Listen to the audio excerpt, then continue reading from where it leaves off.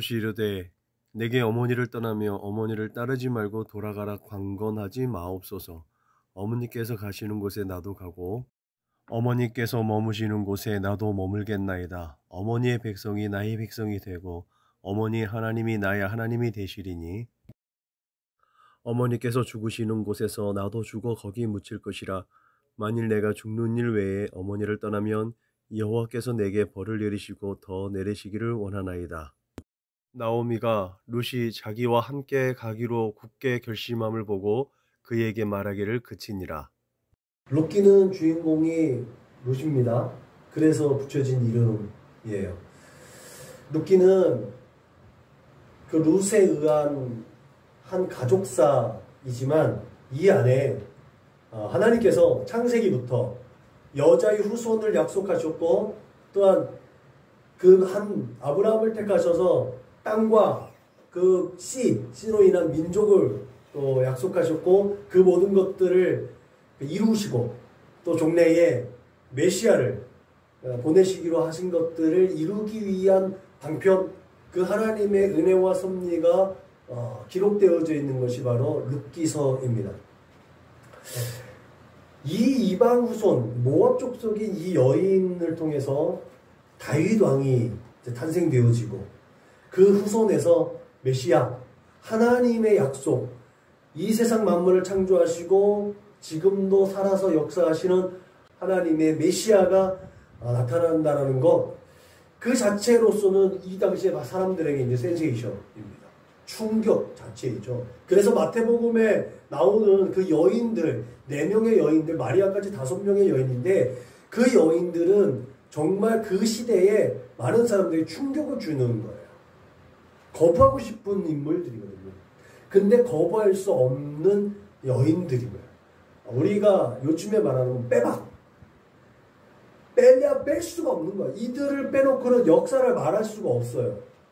마태복음에 보면 1장 1절에 가 나오는데 거기에서는 다윗 왕가들, 왕이었던 사람들을 이렇게 뺀단 말이에요. 그 마태의 의도에 따라서 14명이라는 거, 14라는 걸 맞추기 위해서 왕으로 있던 사람들도 빼거든.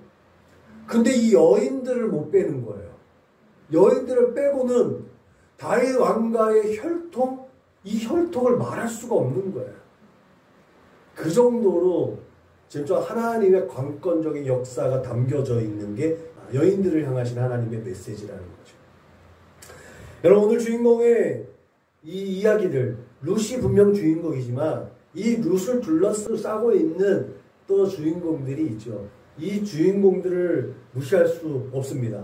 그래서 오늘은 이 주인공들을 통해서 하나님께서 어떻게 섭리하시고 하나님의 구체적인 뜻이 무엇인지 분별하도록 해보겠습니다. 오늘 그렇게 함께 하나님의 은혜를 나눌 때에 이 시대를 반영한 이 시대의 메시지와 마찬가지로 오늘을 사는 우리의 삶의 자리 가운데 우리에게 주시는 교훈이 무엇인가 분별할 수 있기를 주님의 이름으로 부탁을 드립니다.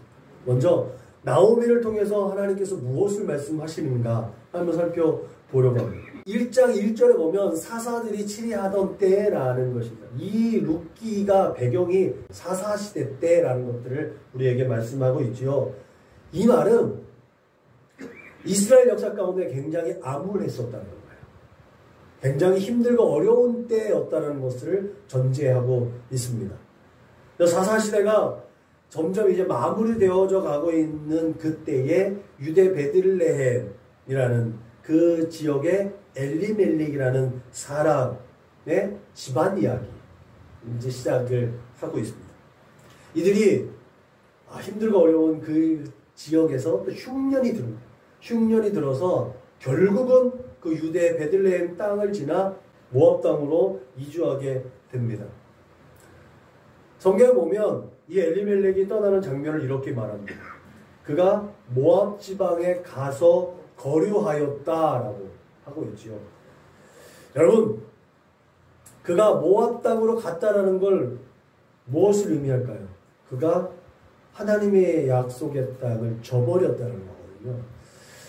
여러분, 우리가 한국 땅에, 한국에서 만약에 미국, 옛날에 이제 아메리칸 드림을 이루는 것들이 많잖아요. 미국을 건너갈 때 지금 호주 이런 데로 유럽을 많이 가요. 이민을 왜 가죠? 이민을 왜 갈까요? 여기에서 살 수 있는 소망이 없는 거예요. 여기에서 살 수 있는 소망이 없을 때 이 땅을 떠나는 거예요. 내 아버지 어머니가 우리 아버지 어머니의 그 역사와 숨결이 담겨져 있는 이 땅, 우리 조상들이 있는 이 땅을 떠나는 거예요. 엘리멜렉이 그 조상 때부터 물려왔던 그 땅을 떠나서 모압 지방으로 갔다는 거예요. 여기에 거류하다라는 이제 말 속에 히브리어가 구루라는 뜻을 가지고 있거든요. 이 구루라는 게요, 그냥 사는 게 아니에요. 그냥 사는 게 아니라 이 말은요, 아브라함이 그 땅을 건너와서 히브리라는 이름을 가졌잖아요. 너희 땅, 너희 친척 아비 집을 떠나라고 얘기했잖아요. 결국 모든 혈족과 모든 인생 그 가지고 있었던 그 공동체를 떠나서 자기들만 있는 거예요.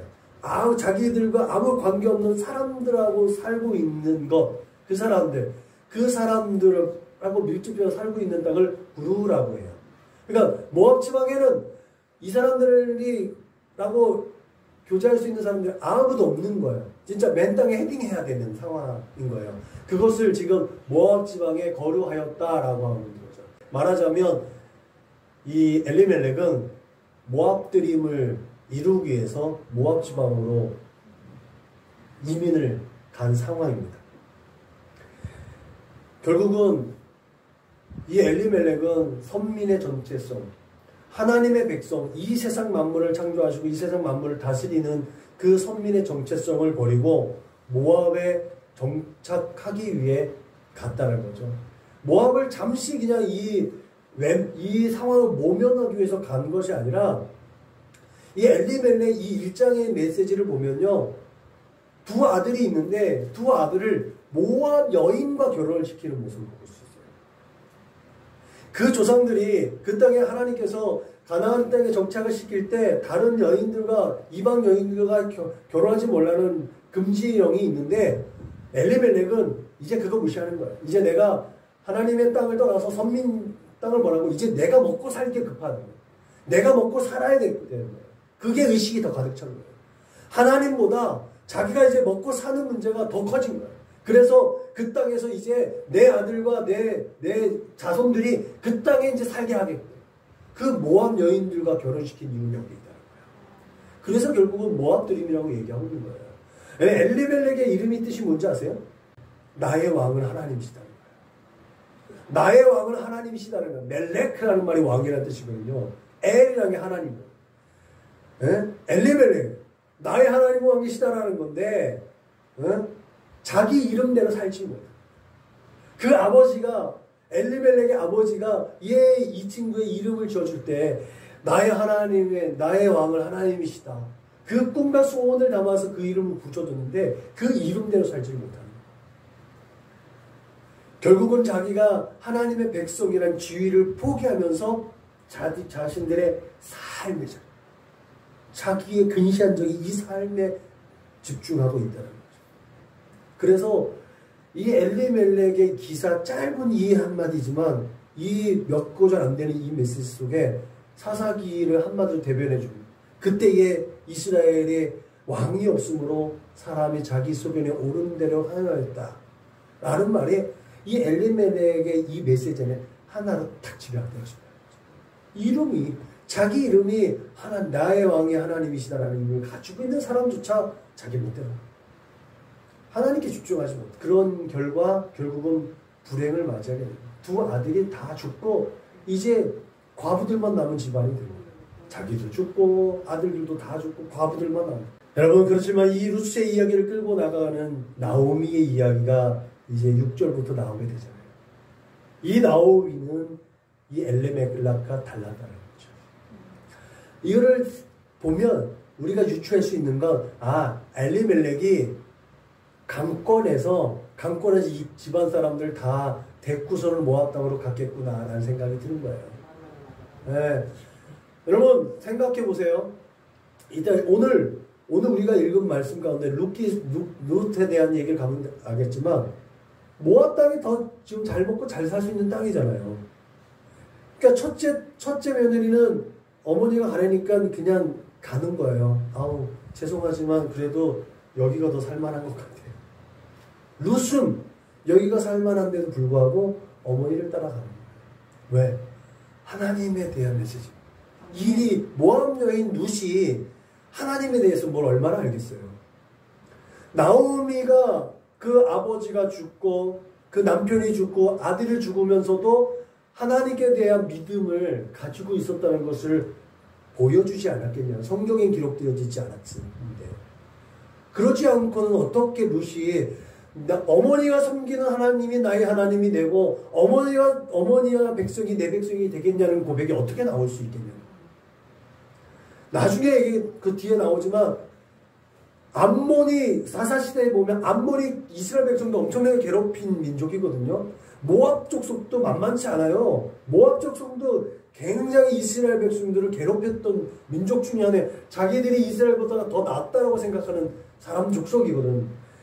이렇게 그냥 과부가 되어서 그냥 아무런 입지도 없는 그곳에 룻이 이런 고백을 하고 갈 수 있는 근거가 없어요. 그가 이 신혼 고백을 할 수 있는 거는 결국은 나오미가 가지고 있었던 신앙이라는 거죠. 그거를 보면 남편을 따라서 어쩔 수 없이 모압 땅으로 갔지만 그럼에도 불구하고 내가 죽어도 하나님이 약속하신 그 땅, 하나님께서 우리에게 허락하신 그 땅으로 가서 죽어야겠다 라는 생각을 가진 거예요. 그러니까 그때 돌아오면서 나 이제 나오미라고 하지 마. 나 이제 나오미라고 해. 내가 말아. 내가 괴로움을 입은 건데 내가 이 괴로움 가지고 살지라도 내가 하나님이 약속하신 그 땅에서 죽을 거야. 이 마음 갖고 이 땅에 들어오는 거잖아요. 이게 나오미가 가지고 있었던 믿음입니다. 여러분, 그럼에도 불구하고 나오미에 대한 마지막, 우리 룻기서 마지막에 보면 제가 그 사람들이 이 나오미에게 칭송하자. 내 딸들아, 이 나오미에게 그의 이웃 여인들이 그에게 이름을 지어주되 나오미에게 아들이 태어났다 하여 그의 이름을 오벳이라 하였는데 그는 다윗의 아버지인 이새의 아비였더라. 아무런 소망이 없는 여자. 괴롭고 낙심하고 절망하고 좌절되고 이제 가서 그냥 입에 풀칠이라 하면서 그냥 그 땅에서 그냥 그 땅도 나오미의 어머니 아버지도 그 땅에 있을 테니까 그냥 내 아버지 어머니가 계신 그 땅에 가서 그냥 죽자. 이 마음 가지고 돌아오는 여인에게 하나님께서 회복해 주신 역사가 여기에 있어요. 아멘. 이 회복의 역사는 결국 나오미가 가졌었던 믿음이라는 거죠. 아멘. 여러분, 이 구원의 신앙은 우리의 믿음, 우리가 모태부터 있던 사람들은 잘 모르잖아요. 근데 예수 늦게 믿었던 우리 같은 사람들은 하나님께서 이 역전시키는 삶을 하잖아요. 패러독스라고. 매 성경에는 그 역설들이 많다고 제가 늘 강조하잖아요. 역전의 희열, 역전승의 희열. 정말 아무것도 안 하고 이제 아무것도 못한다고 포기하는 그때에 하나님께서 주시는 선물. 아멘. 그것이 우리의 믿음인 줄로 믿으시기 바랍니다. 그것이 우리의 믿음을 지탱하고 그것이 우리가 걸어가는 소망의 끄트머리에 있는 희망인 줄로 믿으시길 주님의 이름으로 부탁을 드립니다. 그래서 우리는 끊임없이 믿음으로 내 것을 내려놓는 연습들과 훈련들이 필요한 줄로 믿으시길 바랍니다. 아침에 우리 아침에 예배 드릴 때 말씀드렸듯이 영적인 것들은 매일매일 훈련해서 습관화시켜야 돼요. 기도와 말씀과 찬송은 계속해서 습관화시켜서 그것이 습관적으로 하나님 앞에 올려드리고 하나님과 늘 두터워지는 관계를 형성시켜 나가야 돼요. 그런데 육신의 것들은 습관적으로 하면 안 돼요. 육신의 것들은 습관적으로 하면 이것은 끊임없이 탈이 일어나요. 규칙적인 습관들, 우리가 운동할 때도 규칙적으로 하면 이것은 노동이라고 생각돼서 우리의 몸이 노동으로 받아들여요. 운동이 안 돼요. 우리에게 유익이 안 됩니다. 육신의 것은 뭐든지 다 그렇습니다. 그래서 육신의 것들은 늘 끊임없이 변칙적이어져야 됩니다. 그리고 육신의 것들은 습관화시키지 마시고 영적인 것들은 습관화시켜서 여러분들의 믿음이 더욱더 강화될 수 있기를 주님의 이름으로 부탁을 드립니다. 다음은 오늘 주인공인 룻을 통해서 하나님께서 무엇을 말씀하시는지 한번 살펴보겠습니다. 여러분 사사시대에 끊임없이 이스라엘을 괴롭혔고 또한 노력하고 침략했던 암몬, 그 암몬 족속과 마찬가지로 모압 족속도 기록상은 그렇게 많지는 않지만 굉장히 끊임없이 이스라엘을 힘들게 했던 민족 중에 하나입니다. 그런 민족의 여인이 오늘 이 성경의 주인공입니다. 그렇게 선민의식의 프라이드가 높은 유대인들에게 있어서도 그 조상으로 여기는 그 모압 여인 룻이 이 성경의 주인공이에요. 우리가 간과하고 넘어갈 수 있겠지만 유대인들은 신약 성경을 안 믿어요. 유대인들은 히브리 텍스트를 믿습니다. 히브리 성경 중에 룻기도 빠질 수 없는, 그들에게 거부할 수 없는 성경 인물.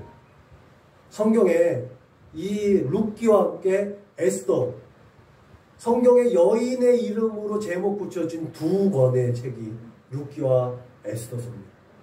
그러면 유대인들이 자기들이 자랑스러워하는 것 중에 하나가 남자로서 태어나서 유대인이면 이스라엘 백성 중에 유대인이요 유대인 중에 남자로 태어난 것을 가장 그들의 프라이드로 여겨진다는 거 아시죠? 근데 이스라엘 백성도 아니요 유대인도 아니요 남자도 아닌 여자 룻이 성경에 기록되어 있는 이름이라. 어마어마한 큰 일입니다. 유대인들에게 있어서는 정말 그 한쪽 구석에 선민의 의식을 가지고 있는 사람들, 혈통적으로 우리는 떳떳하고 깨끗한 족속이다. 사마리아 사람들은 니네들은 다른 혈통과 섞여서 너희들은 하나님의 선민될 자격이 없다라고 그렇게 사마리아 사람들을 개처럼 여기는 그런 사람들에게 있어서 한쪽 구덩이의 아킬레스건과 같은 인물이 바로 룻이에요. 여러분, 그런 룻기, 이 룻이 오늘만 이 복음, 이 성경에서 말하고 있는 다윗 왕의 그 위대한 업적을 말하는 것도 아니고요. 그 정치적으로 그 다윗이 가지고 있었던 그 다윗이 혁혁하게 공을 세우고 많은 사람들의 뭐 찬송을 받고 뭐 사울은 천천히요 다윗은 만만이라 그런 공을 받아서 다윗 왕이 되어진 건 무관하게 이 여인을 통한 하나님의 섭리 가운데 다윗이 왕이 되어졌다는 사실을 보여주는 게 룻기라는 거예요. 다윗 왕가의 혈통, 그거 야 다윗의 업적이 아니야. 하나님께서 이 여인, 이 모압 여인 룻을 통해서 이 감을 세우지 않았으면 다윗 왕도 없는 거야. 이게 여러분 기본적으로 룻기가 흐르는 하나님의 뜻입니다. 근데 이 안에 신학적인 메시지가 아주 깊지요. 여러분, 우리가 잠깐 이 사사시대 넘어가면요, 역사를 넘어가면 유다가 굉장히 큰 이스라엘 백성 중에 유다가 영적인 장자의 축복을 받았다고 생각을 하잖아요. 근데 아이러니하게 유다 땅을 분배받을 때 유다의 지도자가 정통 유다 지파의 유다의 후손이 아닌 걸 아시나요? 여러분, 여호수아에 의해서 유다 땅이 분배받을 때 지도자가 누구예요? 유다의 캡틴? 유다 지파의 지도자? 갈렙이에요. 그죠? 갈렙과 여호수아 외에는 가나안 땅에 들어온 사람이 없어요. 광야 시대에. 네. 여호수아는 에렙을 한 사람이고 갈렙은 유다 사람이에요. 유다 지파의 캡틴, 지도자는 갈렙이에요. 갈렙의 뜻이 뭔지 아세요? 갈렙의 뜻이 개예요. 유다 지파가 차지한 땅이 어떤 땅이에요? 남부지방이잖아요. 황무지입니다. 다 산지에 그 밑에는 광야, 황무지입니다. 에브라임 위로, 에브라임 지파 위로 10지파들이 얻은 땅은 어떤 땅이에요? 목초가 우거져 있는 평야, 산지여도 농사 지을 수 있는 젖과 꿀이 흐르는 땅. 그 땅이 북쪽 이스라엘 땅이에요. 남쪽 유다 땅은요, 산지와 황무지와 광야예요. 여러분, 유다 족속이 매 전쟁에서 항상 앞장서잖아요. 역사를 보면 항상 앞장서고 돌격대 역할을 하고, 그러면서 하나님의 은혜와 축복을 받아서 인구수는 항상 늘어나잖아요. 근데 그 땅을, 가나안 땅을 들어가면 가장 좋은 땅을 받아야 되는 거 아닌가요? 여호수아와 갈렙이 딱 들어갔는데 생존에서부터 하나님의 약속을 받은 사람 두 사람밖에 없는데, 갈렙이 분배받아야 되면 진짜 젖과 꿀이 흐르는 그 땅이어야 되는 거 아니에요? 근데 아이러니하게도 남쪽의 산지와 황무지와 광야란 말이에요. 무엇을 얘기하는 거예요? 그가 캡틴이요, 그렇게 영적인 지도자로 그렇게 하나님의 약속을 받은 자는 남았긴 했는데, 일단 선민 지파 가운데 야훼 공동체사에서 외면당했었다는 것을 알 수가 있는 거예요. 성경을 보면요, 갈렙은요 그니스 족속이라고 나와요. 그니스 족속이 어떤 지파냐면요, 에서 족속입니다.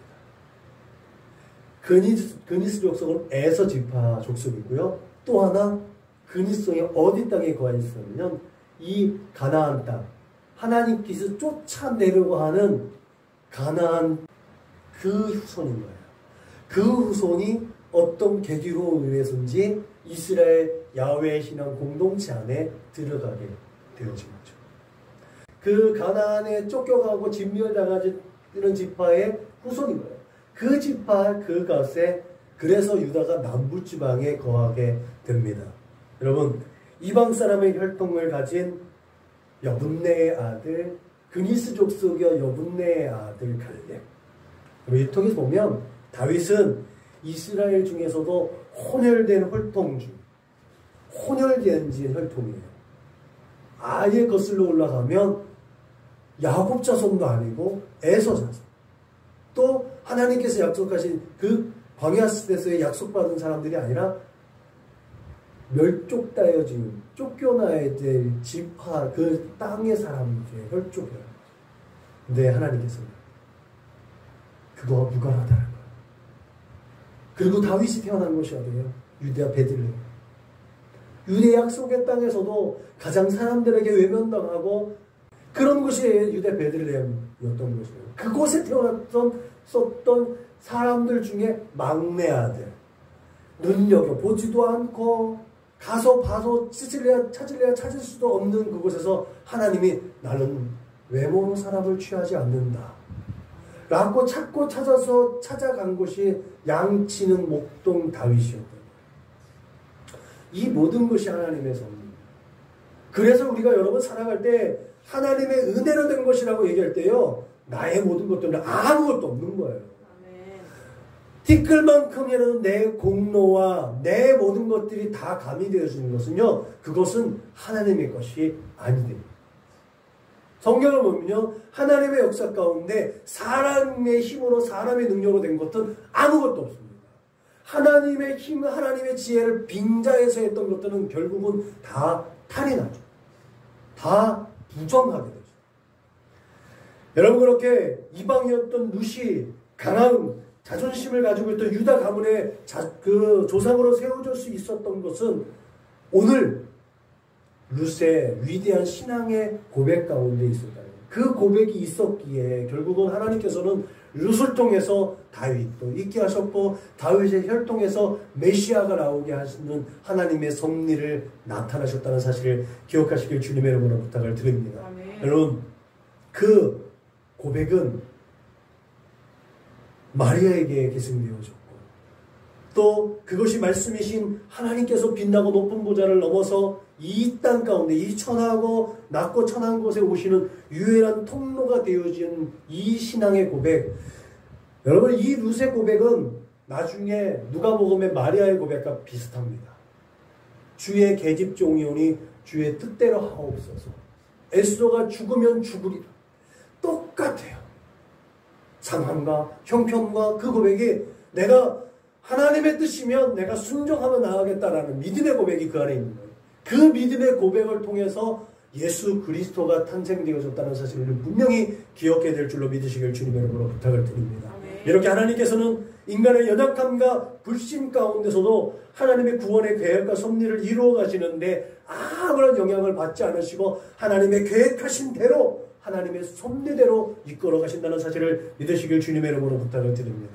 그렇기 때문에 여러분 엘리멜렉처럼 그 현실 가운데 근시안적으로 나의 상황과 형편 가운데 내 모습이 아니라 하나님의 뜻을 보는 분별력, 하나님의 비전을 품을 수 있기를 주님의 이름으로 부탁을 드립니다. 마지막으로 보아스를 통해서 우리에게 하나님 무엇을 말씀하시려고 할까요?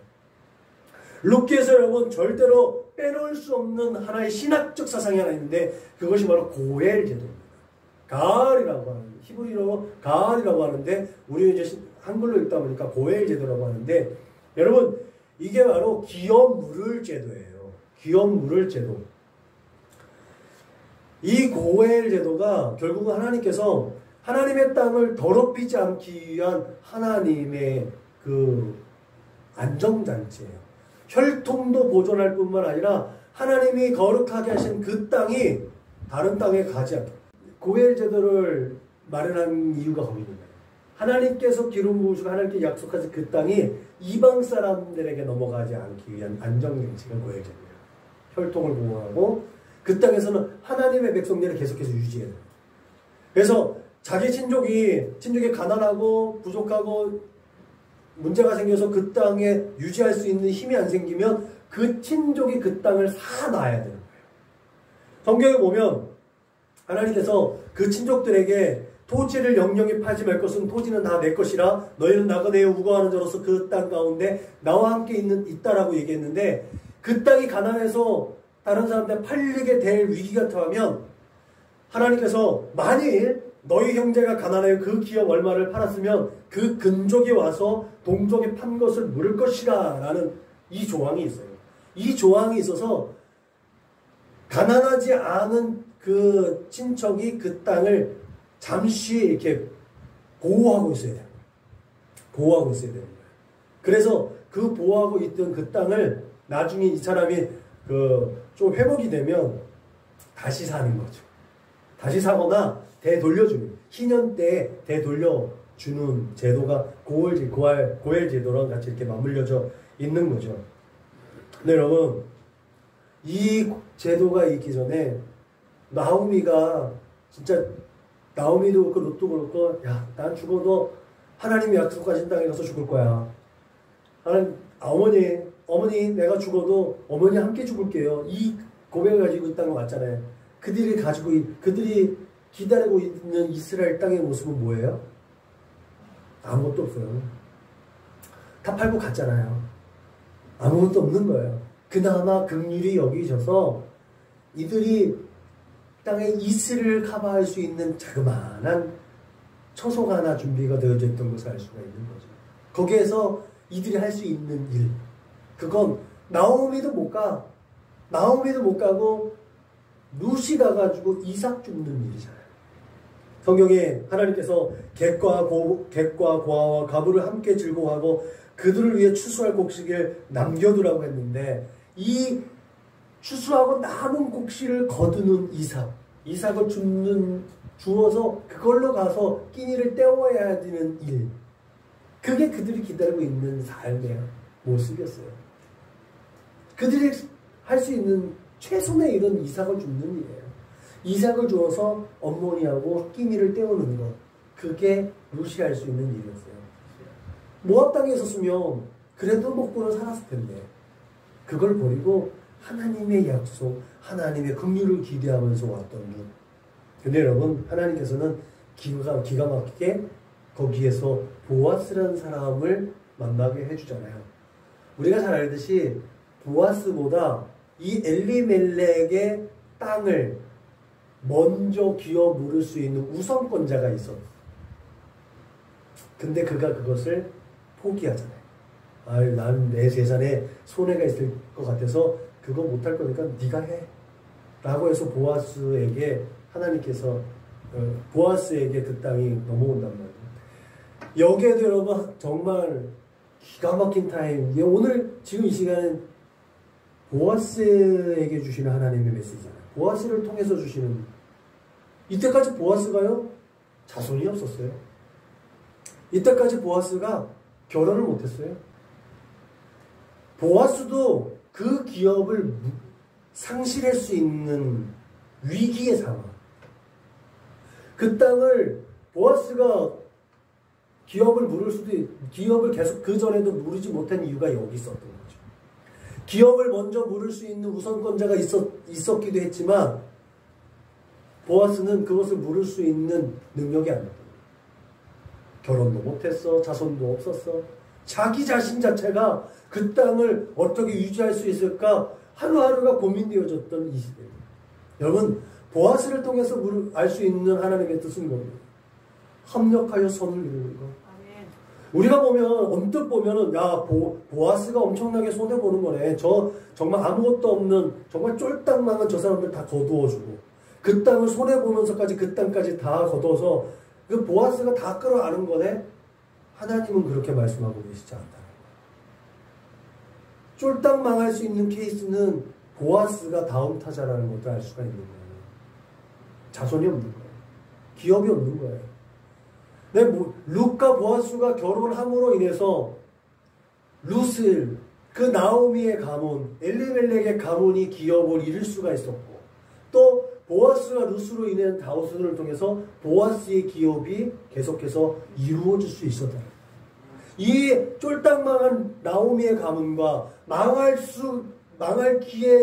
위기에 처했던 보아스의 가문이 함께 만나서 하나님께서 이 둘을 협력하게 해주셔서 두 가문이 둘 다 형통하게 해주셨다는 거예요. 여러분, 이 보아스를 통해서는 하나님께서 합력하여 선을 이루는 게 무엇인지 우리에게 분명하게 교훈하고 있다는 사실을 믿으시길 주님의 이름으로 부탁을 드립니다. 그래서 나 혼자는 못하는 거예요.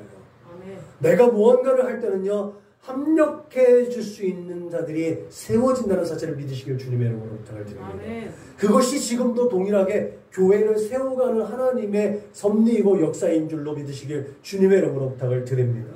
여러분, 그렇게 결론적으로 룻기는 하나님께서 상한 갈대를 꺾지 아니하시고 꺼져가는 등불을 끄지 아니하시는 진실로 하나님의 정의를 세워가는 것을 분명하게 보여주시는, 정의가 뭐냐라는 것들을 보여주는 게 룻이라는 거예요. 그 누구도 넘어뜨리지 않고 그 누구도 상실감 없게 함께 지워져 가게, 함께 세우는 것. 잠시 인간의 생각과 마음, 인간의 만족과 유익을 따라서 자기의 영화를 따라갔던 그 인생, 실패하고 좌절하고 아무것도 없는 그 인생, 정말 제로 포인트, 제로 베이스에 있었던 그 인생들도 하나님께서는 다시 회복시켜 주십니다.